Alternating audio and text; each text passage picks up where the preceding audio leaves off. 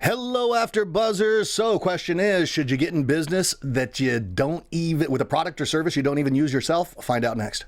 You're tuning into the destination for TV superfan discussion, AfterBuzz TV. And now, let the buzz begin.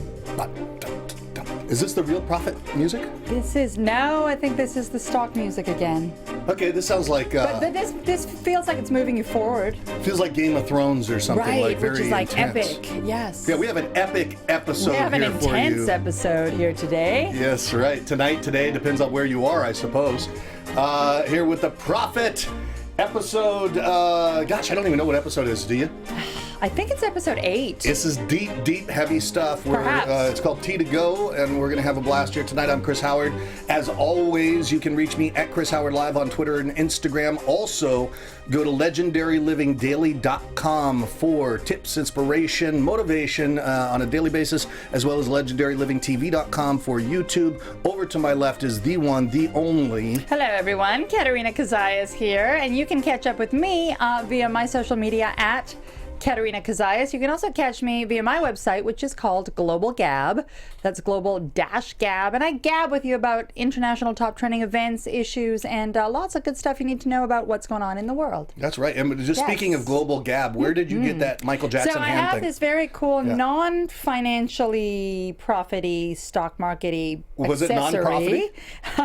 I picked this up in the Medina in Turkey when I was in Istanbul a few years ago. Nice. And it's a nice little handpiece. Beautiful. But, that's in the big Turkish bazaar, right? That's right. Yeah, the big Turkish bazaar. So. Beautiful, beautiful. And you said you don't like Turkish Delight that much. We were talking before the episode started, and I don't like Turkish Delight that much. I find that shocking, and really, I actually find that offensive. I find that offensive. I'm more of a vegetable girl. Turkish Delight for me is too sweet. I don't know. Give me some asparagus. All right. You know what? I went on a 30-day juice fast. Oh, my. And broke it with a pound of Turkish Delight. You were about done with that juice. Well, I was in Turkey. I brought a group out to Turkey. Were you out there? Yeah. Did you love it? Yeah. Well, I love Turkey anyway. Yeah. But I brought a group out there. I actually ran naked around the tomb of Achilles. Wow. Which was pretty cool. We went walking in the footsteps of Alexander the Great. Wow. So we went to some really cool places. Oh, you'd be into that. Yeah. Right, I am. Yeah. Went to some cool places, and I'll talk about the running naked in some other episode. But so we went to the Grand Bazaar, and I was fasting the whole time. So I was on this juice fast. Got really clean and clear in my head, and we had all these great Turkish foods that I wasn't partaking in. Oh, because you couldn't. Because I couldn't. Oh, then my gosh. At the end of the week, I ate a pound of Turkish Delight. You know, it was horrible. Horrible. Next time you do that, you take that 1 week break, you enjoy the local food, and you come back and do your juice cleanse here. You know what, though? I so wanted to hit that 30-day. And did you feel good? I did. I felt great. I felt fantastic. Yeah. And I've attempted to do 30 days again, and I haven't made it to the 30-day mark since that one point. That's some discipline. I'm proud of you. Thank you. Yeah. Speaking of juice. Speaking of juice, let's move on to tea. Here we go. Tea to go. That's our episode for tonight. Takes two to tango. Yes, I'm just looking for the alliteration and thematic. Well, you know, for those of you that watched the episode, the logo Tea to go was actually the word T, the letter or the number 2. Go, which was kind of cute. The logo was cute. I actually didn't mind the name as much as Marcus ended up minding it when he came in. However, I understand his logic. Do you think there's Marcus's logic being that people assume that you just take the tea and leave, right? Well, tea to go, right? So he's saying there's you nothing don't inviting about staying there at the exactly, cafe. And he would like them spending more money. But I think you've always got to be careful when you're picking your title or whatever phrases are going to go with your business, that they don't have a double entendre that's going to... Did that subconsciously sit in your brain and have you feel that you would just take your tea and leave? Because for me, it didn't. Yeah, for me, it didn't either. No. However, well, you know what, though? I mean, we weren't standing in front of the tea place thinking, hey, let's get some tea to go. You know, perhaps, right? I mean, if you're going to raise the margins, like this man is...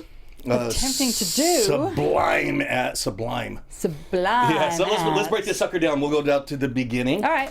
And so this is a Texas tea chain. Yes. And Marcus is coming to turn it around, and shows up What they do is they produce, they've got tea to go, obviously, and they've got loose leaf tea that you can purchase. What did you think about that? I thought that was great. Yeah. I thought it was a fun, interactive store, and I thought it was a great alternative to coffee. Right. Because not everyone drinks coffee. Which was their logic. There was that, you know, there's a market for this. Starbucks isn't every place. Why not make this tea place? Giant tea franchise. Yeah, right. you know, and I've got to shout out to Marcus too, because I don't know if you're familiar with the tea franchise that I don't know if it was a franchise or not. There used to be a place called Tea Garden. Okay. In Santa Monica that was extraordinary.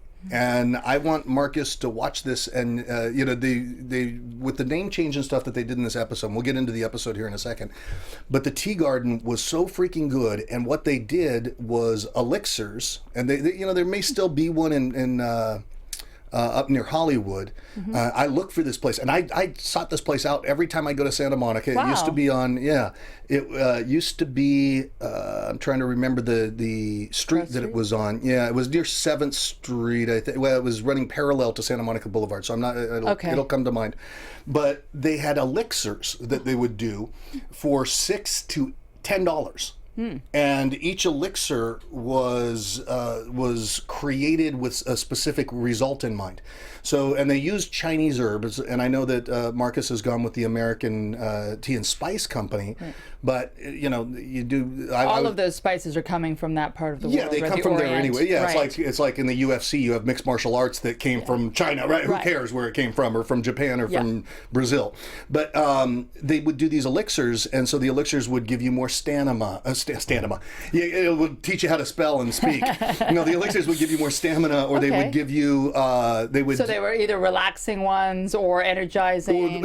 Or they'd make the brain work at higher functionality, and they would. And you would pay almost $10 for this? Every time I go in there. Yeah, so that's the deal. When you look at the margins on that, it's got to be huge. And I found one of these in Bali when I was when I was last in Bali. They put it in, and people love it. People love it. Yeah, and so you order from this menu, and I remember I'd go in there, I might spend $20, and he was hoping to get the average spend up to 10. Right. But I think to do elixirs and tonics, elixirs and tonics would be such an amazing thing to add to this. So Marcus, there you go, Marcus, if you're listening. I think it would be awesome, off the chart, and I'd love to see it in a franchise. Yeah. Yes, absolutely. Yeah. So. So they were selling loose tea by the ounce. What did you think of the stores as he first came in, the setup, the design, the layout? The whole thing. That? So I liked the name. I thought it was cute. You liked the name? I did, yeah. You walk into the store. I found it a little bit barren, a little sparse in terms of the product it was offering. And that was one of the things Marcus had pointed out, is he said, okay, you have the teas, but you don't have anything else. There's no coffee alternative if somebody wants a coffee, right? Just put some filtered coffee somewhere.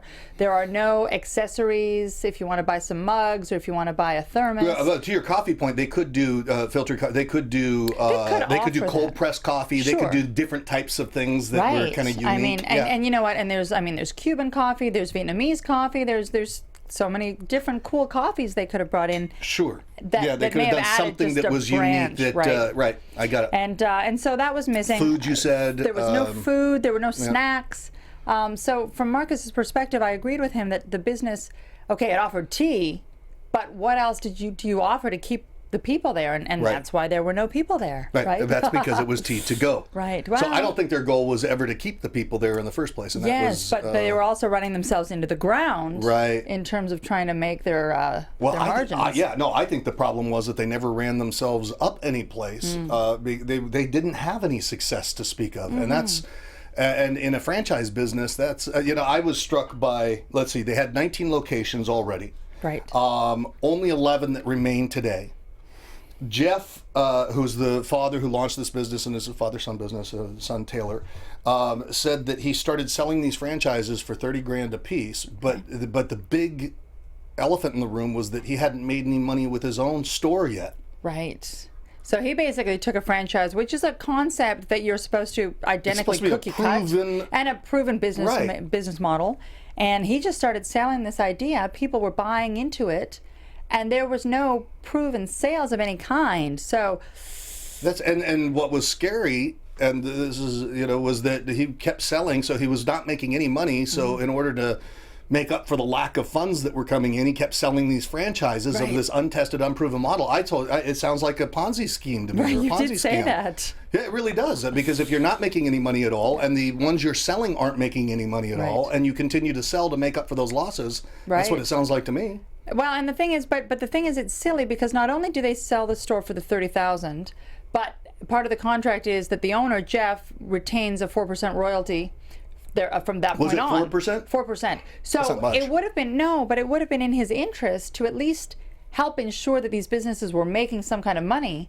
Otherwise, your ability to make money in the future off of this is nil. Well, that might have been the problem too. Was it was only 4%? So what was the where was the incentive for him? Yeah. Because none of them were making money, and therefore his 4% was worthless. He was just making it on the front end. And what we did see is there was no incentive with the son Taylor, who ended up becoming the GM, general manager. Instead of being supportive to these franchisees, is that right? Correct? We can say it, yes. To the franchise owners, right? He was actually taking the opposite attitude and saying, please don't email me after 5 p.m. I won't respond to emails after 9 p.m. And you're thinking, you're an owner, you're a boss, you kind of need to be available 24 hours a day. I mean, what kind of work ethic are you trying to promote? Yeah, it was really kind of confusing at first. He was a hard one to sum up. Let's talk about that relationship between the father and son. What did you think? The father and the son. So Jeff Hunt, the owner, had this kid when he was 16 years old. 4 days after the boy was born, Jeff, the dad, turned 17. Yeah. So we're looking at two men right now, one of whom is 40. Right. And the other one is 23. So they're both quite young. Yeah, I did that math. I mean, I would have had a 23-year-old right now had I had a kid at 16. How old are you? Like, that's crazy. Or you don't want to say? Well, no, I'm 40 almost. Really?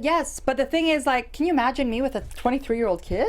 Oh my gosh. I don't know about I don't know. My parents were 17 when they had me. Were they young? I went to my young? Yeah, I went to my parents' high school graduation. I was physically at my parents' high school graduation. Wow, physically like a being. Like I was a little being. Oh my goodness. Not in a womb, not in a tummy. How did it feel to have parents that young? I didn't know anything different. I guess, yeah. So, well, mine were young as well, youngish. I mean, mine were 27 and 24 when they had me. Right. But that's different than 16 and 17. Yeah, well, you don't know anything at 16 and 17. Right. You don't. I mean, we don't know anything at 40. Right. You know? So what do you do? Yeah. So to think that it's a hard job to be a parent at that age, and apparently Jeff wasn't all that present. He wasn't there present for the birth, and then he wasn't present. And that created a little hostility with Taylor because Taylor was saying, "Hey, you were an absentee father." Right. And you could see the respect for him as a dad, from a son to a dad relationship was missing. No, he didn't have it at all. And I'm 39, by the way. Okay, thank you. And she's single and looking. Katerina Cozias at what? Hit me up at Katerina Cozias. Okay, at Katerina Cozias. I was just trying to be helpful. But so what you saw, so part of the problem was that Taylor, the son, was getting away with a lot of stuff because he was the son that a regular employee more than likely wouldn't have gotten away with. Right. And that was to the detriment of the business as a whole. Well, and because the father, and when you lose moral authority like that for one reason or another, because it makes it a very difficult situation, and what's interesting is Taylor will discover as he gets older that everybody's doing the best they can with the resources that they have. Right. And he may have some forgiveness in his heart for his father when he realizes that he's just a human being as well, Yeah, and you could see that Jeff, the dad, was trying to repair this relationship because he was getting older and he was recognizing that I could have been a better father. Yeah. But because of that guilt, he was letting the kid get away with way too much. So he's not managing him well. And to the point that they were running the business into the ground. It was sitting with $1 million worth of debt. Yeah, it was. That's a lot of debt. Really interesting, and it sounded like Jeff was the one that was out there pushing the franchises. And I'll come back to the $1 million because that's really relevant. Well, you know what? It wasn't even $1 million, right? So the debt was $1 million, which is fine if you're making money. But there was no money being there was made. A negative net worth of $780,000, I think. Right, and that. So ouch. I'll just kind of put a bow on the relationship here for a second. No, that's all right. Because what you brought up is so relevant, so I'm going to come right back to it. But in terms of the dynamics that were there were, when we look at the people aspect of what Marcus likes to look at, I think it was. I mean, I would give this an F on a report card. You know, it was bad. It was bad. Really, really bad. And I don't see how they would be able to navigate that. Well, we'll get into it as the episode progresses. Right. But it was one of the worst set of circumstances amongst the people. Correct. That we've seen, I think. So we've had that. Then you say they're $1 million in debt, right? And the debt came from building up. So they were building out spaces. They were building out stores, which the father then sold. So he didn't own the places, the locations that he built. Effectively, what he did, the owner Jeff, is he took out a loan from the bank for $750,000 to build out these various stores and then sell them for $30,000 a piece. Right. But he never made that money back. He didn't make enough money on these franchise sales to pay off that debt. He's making $30,000 for a sale plus a 4% spiff at the end. Yeah, and the franchisees weren't making any money because they didn't have a proof of concept. Right, and they didn't have the proper training, and they didn't have the proper processes, and they bought into something and had to fend for themselves. You gotta, that's a very scary situation. I mean, and some of these people had put in their life savings into this project. Excuse me. Yeah. So we did see some of these stores where people had come in with their own $200,000. Now, depending on how he sold this, if he overstated profits, he could be in a lot of trouble. From a legal perspective, absolutely. Yeah. So it's like, and the fact that it's built on something that's a non-proven concept from a guy who wasn't, to my knowledge, he wasn't in business before that. I could be wrong. Sure. Yeah. And from a guy who's not making money off the store himself, and they're putting their life savings into it. It's just and you really feel bad nasty for people because clearly he sold 19 of these. Right. So there were 19 sets of business owners that they themselves didn't know enough about business to at least have done their due diligence. So 19 people that he got to believe in him. This is a little crazy. Yeah. Yeah. No, it's really a sad situation. And you know what? Jeff didn't look like an asshole or anything. I don't think Jeff was doing it on purpose. Yeah, he wasn't trying to screw people over. No, I think he just was inexperienced himself. Yeah. Yeah. And then he brought his 23-year-old son in who was even less experienced. Yeah. And the whole thing, I mean, you wonder why it wasn't working, right? Right. Yeah. No, I don't think he was doing it maliciously. I think Taylor, in Taylor's defense, I think Taylor's the son, was trying at times. And he said that he had 3 years of college, was a year away from graduating marketing and business, but dropped out of college to get into So Jeff calls him up December of 2013 and says, come and join me in this new tea store, so they can have a bond as father and son that didn't exist while Taylor was growing up, apparently. Right. Yeah. And so he did. He drops out of college, goes to help dad, but he's 23. He wants to go party on the weekends. And you saw that, and he was not showing up for work, and he was not being respectful of other people's time, and just What was really fascinating was when Jeff, the father, said, I didn't get to do a lot of things that I wanted to do when I was younger because you were a mistake. He actually he did say you were a mistake. It wasn't the same conversation, but he did say that. Yeah. And you can see that torn loss of youth that happened within the father. You could see it also reflected in the son's behavior, where he's incongruent about whether is he a businessman or is he going to go party? Is he still a kid? But the father's going through the same conflict. Right. Am I still a kid, or do I got to go make that up? Yeah. And so it's a reflection of each other. If we get really very philosophical profound. We're going to spell this show Profit, Prophet. Right. So Marcus comes in. Yeah. Marcus likes the concept because Marcus likes the tea business. I think he sees revenue in tea. I see that. I think it could be really cool. I think it could be really cool too, because especially with most of America starting to get a little healthier, a little more health conscious. And the margins on tea are massive. Yeah, I would turn away from coffee any day if there were good alternatives and frequent alternatives, right? So you didn't have to go completely out of your way. If they were on every second street corner, I would choose tea too. Yeah, I mean, if you're a franchise, an interesting little tip for you, right? for anyone at home that is a tea drinker.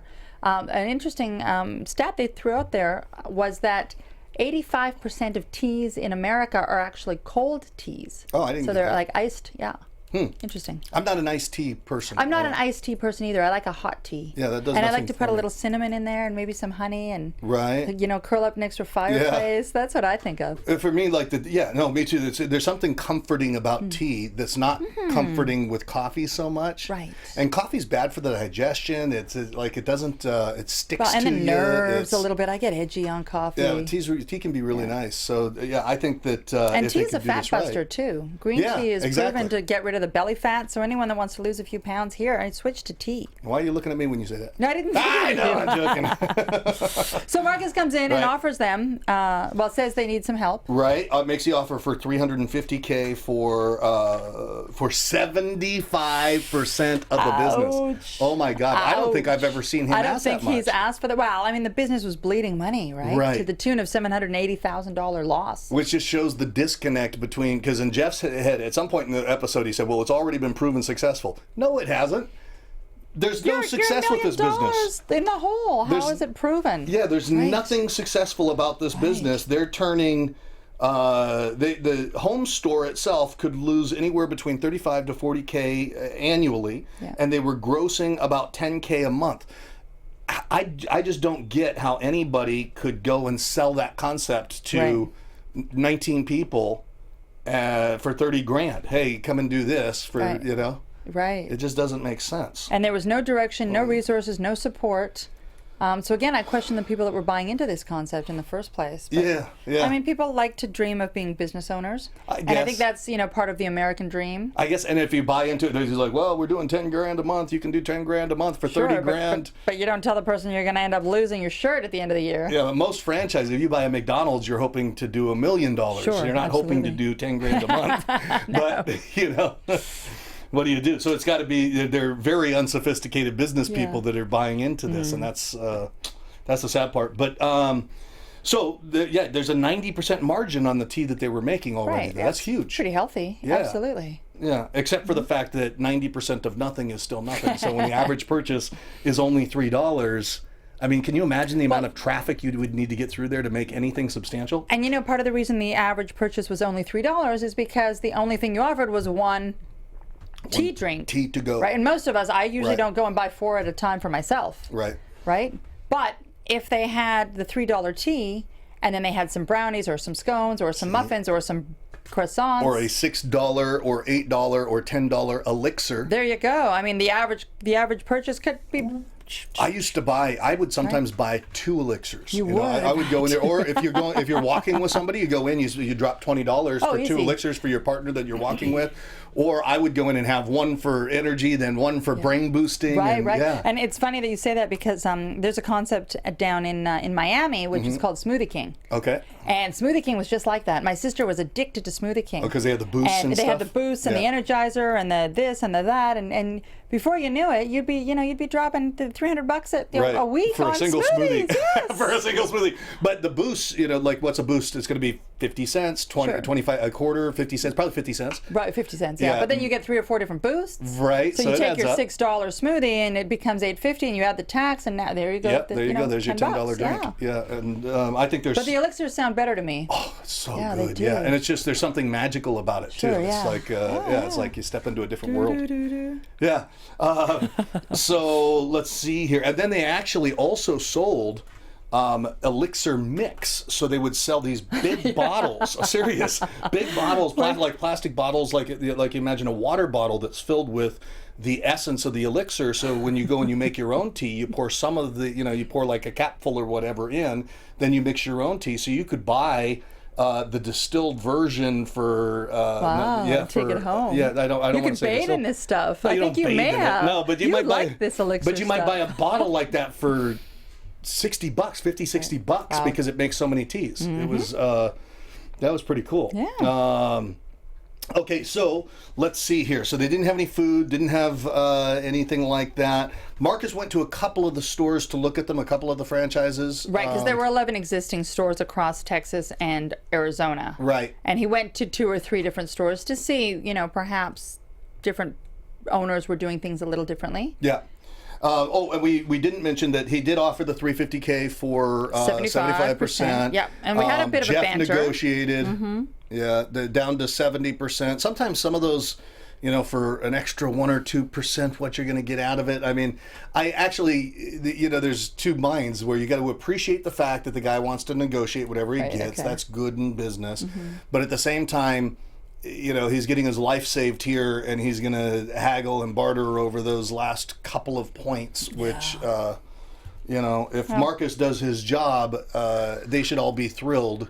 Absolutely. But what I found was telling, though, was the fact that Marcus offered the $350 for 75% of the business. These guys haggled a little bit and brought him down to $350 for 70%, which meant they kept 5% equity more than he had originally offered. Yes. What I found telling was that Marcus agreed to that, which says to me that Marcus really sees potential in this business. Right? He was willing to give away that 5% to still get in and be part of this. So. Yeah. I mean, I think Marcus just wanted a substantial stake in it because it's going to be so much work. I mean, it's literally, and it ends up being more work than he thought. And it did. So he comes in and says, "Okay, let's talk to the distributor first, right?" Yeah. How'd that turn out? Let's talk about that. Let's talk to the distributor. So it ended up that this. Oh, we're talking about Manish. Manish. Yeah. Tees to Go. We're getting their product from one distributor. Is it Manish or Manesh? Manesh. We're gonna say Manesh. Okay. He looked really familiar to me. Manesh. Let's see. Yeah, I'll go back in my notes. You go in your notes because I have it written as Manesh at one point. And I've got Manish. I got Manish. Anyway, Manish at the My IT company, who seemed cool. He seemed to know his product. He seemed to love his product. He was in contrast to Jeff and Stark Taylor. contrast, right? So Stark contrast. Jeff didn't, and this is what we did in our little teaser before the show. So Jeff didn't even drink tea. Right. Taylor, we didn't hear so much about, but Jeff didn't even drink tea, wasn't into tea. And Marcus said, if you're going to get into a business, why would you get into something you're not passionate about? Because it's going to seep through your pores that you don't. And it did, right? And it did with the lack of product and the effort. customer experience. There was no customer. Didn't care. Yeah, they just didn't care. But Manish did care. Yeah. And he seemed very. You know what they cared about? Selling $30,000 franchises. But anyway, yeah, Manish did care. Manish did care. And when Marcus and the guys went to see Manish, what they discovered was that not only does he supply teas, which he probably gets from the Orient, he also had a warehouse full of spices. Right. And a lot of these spices were actually added to the tea leaves to come up with these really cool teas. And actually, I just want to go back to the beginning for a moment, because one of the teas that Marcus sampled when he first walked in was called the Madagascar Coconut White Tea. Right. Sounds delicious to me. It does. I would have loved to try that. Yeah. And he said they were both very good, the Madagascar and the coconut there was coconut chai. Yeah. Right, yeah. Both of which I think I would try. But Manish has these spices, and Marcus says to him, you know, why don't we offer some spices as well? You know, make it a one-stop shop.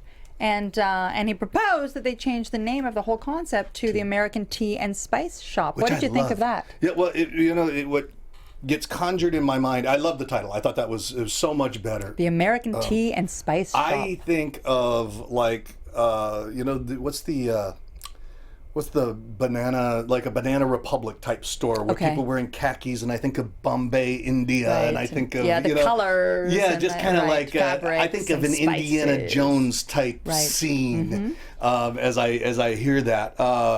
And I think it's a cool way to go. There's something that could be really. You know, and it still may evolve more. I mean, they went and they did the Flagship store. They ended up redesigning it. I'm jumping ahead. That's okay. Yeah, but they redesigned the Flagship store, and that was the real thing. You'd need to have a proof of concept that you then roll to multiple places. Right. But yeah, I love the essence of where they're going with this. And again, I think again, Marcus is a marketing genius, and so not only did they call it the Tea and Spice Shop, because to your point, when I think of spices, that image is conjured in my mind. But if I was a Midwestern, very American-centered individual, I may be turned off by that. So what Marcus did, which I thought was genius, is he put the word American into the title. Right. So now it became the American Tea and Spice Shop. Yep. So you feel patriotic by shopping there. You feel comfortable knowing that it's American, even though the spices are coming from somewhere you can't pronounce. You know what I'm saying? So he offered both of those elements. Yeah, no, it's neat. He did tie that together well. And in fact, you went into kind of the where the thought came from, the embryonic beginnings of that thought. I didn't think of it like that. I just thought, oh, that's a good title. Yeah.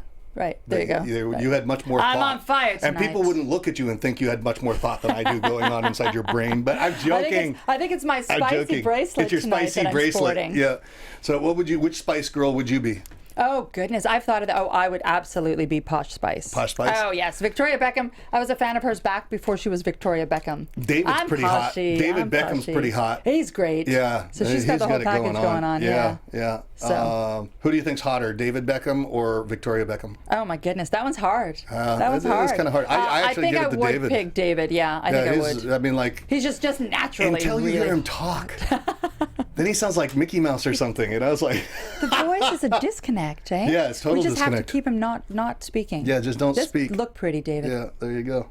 Okay, so sorry, David, if we're off on a tangent here. We got spiced. We got spiced. Yeah, there was a connection there. There you go. Spice Girls, Spice Shop. You know, they should invite him to the grand opening. All right, so we've got the. Let's see where we are. Where's a good place to pick up here? So let's talk about the franchisees that are out there, the current franchisees, the state of affairs, their level of happiness with the service, with what they purchased. Let's go into that. Well, Marcus got them all together in a room, had a bit of a group meeting with all the franchise owners, and he was hearing a lot of complaints. That was what? The primary complaint he was hearing was the lack of communication. Right. Right. And again, that could be direct one-on-one with the owners. That could be lack of communication with respect to training, lack of communication with respect to financial support. So that was a big issue. And people started complaining. They started bringing up a lot of things, one of which was, hey, we thought we were signing on, Jeff, to have you be our boss. Right. And all of a sudden your 21-year-old kid shows up. And you could see clearly some of these gentlemen who were in their 50s and 60s were thinking, what am I going to learn from a 21-year-old kid? Yeah, now if they had substance, sure. then I would, absolutely. and Taylor was able to run, roll that out to them, roll that substance out that actually made them money. Yeah. I don't think the age would have been No, it wouldn't have been an issue, right. Yeah, they just didn't. But when there was a lack of support coupled with a 21-year-old kid who didn't know what he was doing. Right. Because they didn't know what they were doing. If they knew what they were doing, they'd be making money. Right, absolutely. Yeah, so that's the real problem. And that's a good point. Whether it was Jeff in the helm or Taylor, Jeff didn't know what he was doing either. Yeah. Right? And at the age of 40, so. Right. That's all Jeff knew how to do was to go sell more to make up the deficiencies of the core business. And that's scary. You can't do that. I mean, that's just wrong. So Marcus basically said that, hey, guys, we're rolling out this new concept. I've come in as a 70% business owner. And the franchisees seemed excited. Yep. Right? Mm-hmm. And as we said earlier, they went ahead and they picked a to renovate and kind of roll out as the flagship store. As the core flagship store. So here's what they had to do was they had to peel the whole model back and say, because in the franchise we know that we've got to get the core store working, then we've got to replicate the model that already works. Now here we have a model that's broken everywhere, and they were propagating their deficiencies across the board, through all these stores. So now they had to say, okay, wait a second, let's go back and let's recreate this. I thought it was really cool that Marcus chose to redo as the flagship store. It was Dawn and Dawn and Randy. The couple store. Couple that had one of the franchises. They bought in, they poured their life and their heart and their soul into it. And they were one of the teams that really, when Marcus walked into their store, that he felt the passion about tea come. Yeah. And so they had a passion for this business, and they really were trying hard. So Marcus picked them and said, I want to start with you. How cool is that? Because he didn't have to do that. No. He could have very well said, this is ours, this is the corporate, we own this. And I'm sure, who knows what their structure is on the back end. I mean, he may have just given it to him, which would be fine too. But again, that goes back to Marcus being a good guy at the end of the day. He's a genuine person. I agree. Yeah, I think he's a good businessman. You're not gonna take him for a ride, and he he's a gets good guy. back where he can. Yeah, you know. Yeah, I'm with you 100% on that. And they did a nice job with that renovation. What did you think? If he inspired, I think they did a great job on the renovation. I liked what they did. I mean, I had my own ideas that were conjured in my mind of where I'd like it to go, and so it differed a little bit from how I was envisioning it. And I kind of agree with you there. Yeah. I think I was envisioning it a little bit more like you were envisioning it, which had that old world, kind of an old world, Oriental Indiana Jones feel to it. Yeah. I found that this was, I mean, the shelves were stocked with additional product, but to me it still felt a little bit cold. Well, and I wondered, if we're going to put everything on the table here, I wondered if what they stocked the shelves with would really sell. Yeah, it looks like a bunch of knickknacks to me, to be honest me with as you. well. I liked the spice rack. Yeah. I thought the spice rack was great. But the accessories, like when you go when you're out and you're going to get some tea. Yeah. Do you think I want to buy some spices? No, but I'll tell you what, if I was from one of these smaller towns and I knew that there was a place where I could that was specifically stocked with really cool spices that I couldn't just find at my grocery store, I may make a separate trip. I may make it's not a guaranteed thing. Right. Yeah, it's. I think it's kind of iffy there, and I think that when I was looking at the mugs and stuff, it's like, I think they need to do a little bit more in terms of making that branding if they were going to offer some mugs or some accessories, I would like to see them be that kind of orientally unique. Yeah, you want something that's going to jump off the shelves, rather than just pink and blue with little pigs on them or whatever they were stocking. I think it needs a little bit more, but that's not to discredit them in any way. They've done a tremendous amount of work in a little short period of time. But I think that it could use a little bit more upgrading, a little more fantasy for me. If they're going to call it tea and spice, and something where you have to buy those things that are on the shelves. I would have walked right by them. I would have probably thought, because I'm sure they were marked up. Right. So they probably had the mugs on for $6 or $9, and I would have thought in my head, you know what, I can go to the 99 that's what I was store thinking. You can go find that any place and buy mugs. Right. Yeah. Yeah. So it's just, it didn't seem like.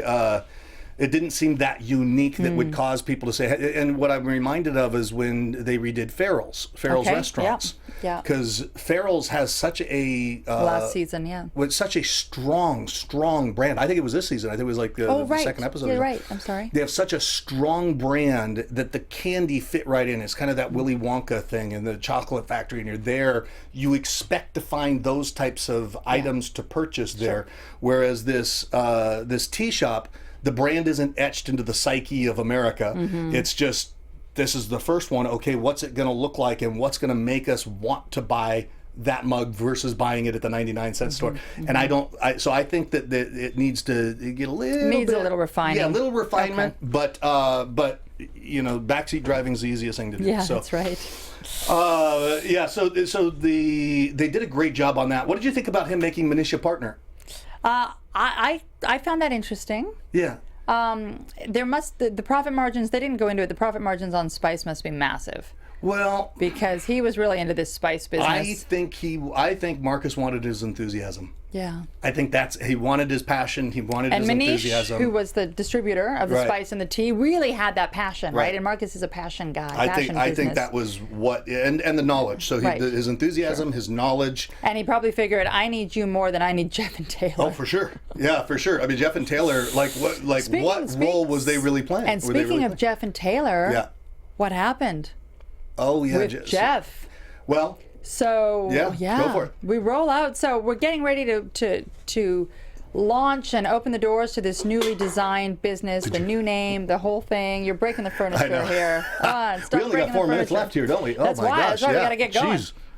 But Jeff, the owner, comes up to Marcus and says, or Marcus finds out that Jeff has been secretly on the side continuing to sell the old model franchise, which really doesn't exist anymore. And not only that, they were out secretly trying to sell this old model. So get what she's saying. They are selling the old. So Marcus buys in. He owns 75% of this thing. They're renaming the store. They've called the franchises in. They said, hey, listen to everybody. We're changing the name. This is the future of this company. And then Jeff is out on the outside selling the old Tea-to-Go franchise for $30,000 a pop. Manish calls him and tells him. Right. It's ridiculous. But the best part is, it doesn't exist anymore. The business doesn't exist, and they're pushing paper that wasn't even approved or looked over by a lawyer. Right. It was the son who was basically just taking franchise documents off the internet and tweaking them a little bit and reselling, like they were using franchising documents that they found online rather than having it. Talk about putting yourself in a position of risk. So a huge risk, because it's a security, and when you're selling a franchise like that, if he was doing it wrong, if something went wrong, he could risk prison, because the SEC could be involved. Well, right? it would be defrauding these people, and there's a good case to be made, and I hate saying this right here, but there is a good case to be made that was actually happening. Right, and you called it a Ponzi scheme from the get-go. Yeah, I mean, that was your gut feel on what was going on. Like right out the gate, that's what I thought. It's like. But the best part is that's not even the best part. So Marcus calls Jeff over and says, hey, I've been hearing you're up to this. And Jeff says, yes, I have been. And actually, in fact, Marcus, I don't want to be part of the new business at all. I think I want to stick with the original. And not only was he sticking with it, he said he formed a franchise council. He said, I formed a franchise council, and the T2Go people have been offered 30 days to decide whether they want to stick with it or not, which that's just utterly ridiculous. He had already signed away the business. Marcus could sue the What I didn't pants off of understand this guy. is how, when he was only a 30% owner of the business, he could even go ahead and do that. When he couldn't. That's the whole thing. What a gong show. Yeah, no, Marcus, there's no reason to sue him. He doesn't have anything. So the thing that got me is this Jeff guy, the owner, ran a business into the ground, subsequently ran 19 other businesses almost into the ground. Yep. And yet, like you said, he had his blinders on, continuing to convince himself that this was a money-making business, and not recognizing the privilege it is to have Marcus buy into your business and partner with him and his immense expertise. He was in total denial. But let's, because we are at the top of the hour, it's a great episode. Watch the episode if you get the opportunity to watch it. I enjoyed this episode. Yeah, there was a lot of things to learn from this. And in the end, Marcus decided that he was going to launch American Tea and Spice anyway on his own. So Jeff went into competition. Good luck on that. But in any case, let's wrap this top of the hour. We're going to see you next week. Until then, where can people reach out to you, Katerina Cozias? Please reach out to us. We'd love to hear your thoughts on this episode. If you did watch it, if you didn't, like Chris said, please go watch it, because it was a good one. Yeah. You can reach me anytime via social media on Twitter and Instagram at Katerina Cozias. Also, catch up with me daily via Global Gab. That's Global-Gab. I fill you in on what's going on in the world. Beautiful. And also remember, you can find us on our iTunes podcast. So download the podcast of The Profit here after show. You can do that at AfterBuzz TV on iTunes, and communicate with us. Yeah, write us some messages on YouTube and stuff. We love those. You can reach me at Chris Howard Live on Twitter and Instagram. Also go to Legendary Living Daily right now. Sign up for that. You get daily boy, if I can say it, tips, inspiration, motivation. He needs an elixir. And I need an elixir. Yeah, I need to wet my whistle. And also find me at legendarylivingtv.com for YouTube. Until next week, keep rocking on, keep on rocking on, and we will see you then. See you then. From executive producers Maria Menounos, Kevin Undergaro, Phil Svitek, and the entire AfterBuzz TV staff, we would like to thank you for listening to the AfterBuzz TV network. To watch or listen to other after shows and post comments or questions, be sure to visit AfterBuzzTV.com. I'm Sir Richard Wentworth, and this has been a presentation of AfterBuzz TV. The views expressed herein are those of the hosts only and do not necessarily reflect the views of AfterBuzz TV or its owners or principals.